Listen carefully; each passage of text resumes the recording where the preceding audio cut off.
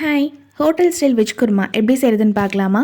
First ஒரு கடாயில் oil சேர்த்துட்டு ஆயில் ஹீட் ஆனதுக்கப்புறமா ஒரு பட்டை 3 கிராம்பு 2 ஏலக்காய் சின்னதாக கல்பாசி சேர்த்து நல்லா பொரிஞ்சதும் ஒரு ஆனியனை ஸ்லைஸ் பண்ணி சேர்த்துட்டு நல்லா வதக்கிக்கணும்.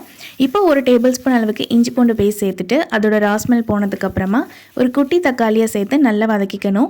இன்றைக்கி நான் வெஜ்ஜஸ்க்கு ஒரு கேரட், 7 பீன்ஸ், ஒரு பொட்டேட்டோ, அப்புறம் ஃப்ரெஷ் பீஸ் கொஞ்சம் சேர்த்துக்கிறேன். உங்களுக்கு என்ன வெஜ்ஜஸ் வேணுமோ அதுவும் சேர்த்துக்கலாம். இப்போ உப்பு சேர்த்துட்டு வெஜ்ஜஸ் வேகிற அளவுக்கு தண்ணி சேர்த்து மிக்ஸ் பண்ணி கொடுத்துட்டு ஒரு 10 மினிட்ஸ் மீடியம் ஃப்ளேமில் குக் பண்ணிக்கணும்.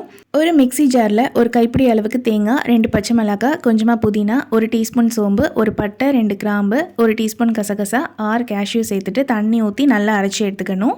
காய்கறி நல்லா வெந்ததுக்கப்புறமா அரைச்சி வச்சுக்கிற பேஸ்ட்டை இது கூட சேர்த்துட்டு நல்லா மிக்ஸ் கொடுத்துட்டு ஒரு 2 நிமிஷம் அளவுக்கு கொதிக்க வச்சுக்கணும். லாஸ்ட்டாக கொத்தமல்லி இலை தூவி ஸ்டவ் ஆஃப் பண்ணிங்கன்னா hotel style veg kurma ready. Chapati, puri, dosa, idiyappam இப்படி எல்லாத்துக்குமே பெஸ்ட்டு சைட் டிஷ்ஷாக இருக்கும். ஸோ கண்டிப்பாக ட்ரை பண்ணி பாருங்கள். டேஸ்ட் ரொம்ப சூப்பராக இருக்கும். அண்ட் இந்த வீடியோ பிடிச்சதுன்னா மறக்காமல் லைக் அண்ட் ஷேர் பண்ணிவிட்டு என்னை ஃபாலோ பண்ணிக்கோங்க. தேங்க்யூ.